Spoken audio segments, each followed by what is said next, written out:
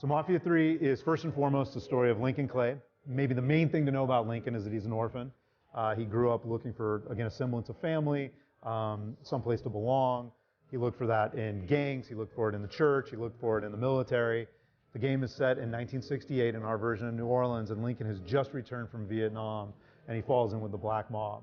During the course of the story, Lincoln recruits 3 other criminals to help him build this criminal empire. And in many ways, it's kind of the enemy of my enemy is my friend. You know, these are other hardened gangsters that have been under the thumb of the Italian mob boss running the city. They're important in the narrative because they not only comment on what Lincoln is doing and help define Lincoln in a lot of ways by their reactions to the way that the player decides to play the game. They also provide you with what we call services. So these can range from muscle to help you out on a mission, to snipers to provide covering fire, to a mobile store that can deliver weapons and ammo in the field, to the police, the ability to bribe the cops, right, and get the cops off your tail for a while. So that's one important component that they'd bring. And then they also can control hideouts that you capture. So they'll run and operate these hideouts for you and give you a cut of the take because they truly are like your capos, kicking up to you as a mob boss. But the really interesting thing about that is every time you assign a hideout, it's a unique reward given to you by those lieutenants based on the lieutenant and the hideout. So if I were to give the cistern to Vito, I get one reward that I only get by giving the cistern to Vito. If I give it to Cassandra, I get a different reward that I only get by giving that particular hideout to Cassandra, as an example. In our minds, it is the end of kind of the romanticized view of the mob. We're no longer viewing the mob or seeing the mob as this kind of old boys club or this social club. It really, by the late 60s, had been exposed as this criminal, organization that did, in some cases, incredibly heinous things.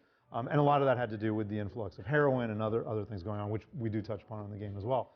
And then you also have, obviously, Vietnam, and then you have the civil rights movement going on as well. So all those things, kind of pointed us towards a protagonist like Lincoln, somebody who is mixed race.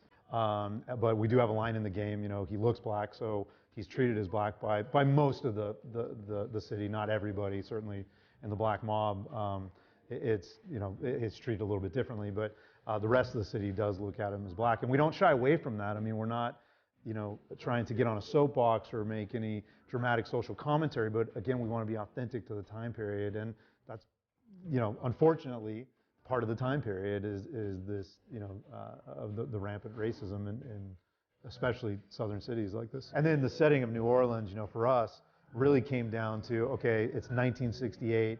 There is huge social upheaval. There's racial tension. There's Vietnam raging. You've got, really high-profile assassinations. You have and then on the other end of the spectrum, you've got this fantastic music and these really amazing vehicles. Just incredible cars of the era. How do we take all that and put it into kind of one environment and a city that offers us a lot of different types of environments, right? And really, the perfect choice was our version of New Orleans because again, it's set in the South. You've got a downtown area, but you also have, kind of the rich enclave, and you've got the lower class areas, and you've got a bayou area, and then you have this crush of music and cultures, and hopefully in the demo you saw as we were walking down our version of Bourbon Street, you can feel just that vibe. It's a sexy city, which we like. It's it's a city that's alive at all hours of night, and we felt like putting a criminal ecosystem into that would really be exciting. So. Mafia 3 will be coming in 2016 on Xbox One, PlayStation 4, and PC.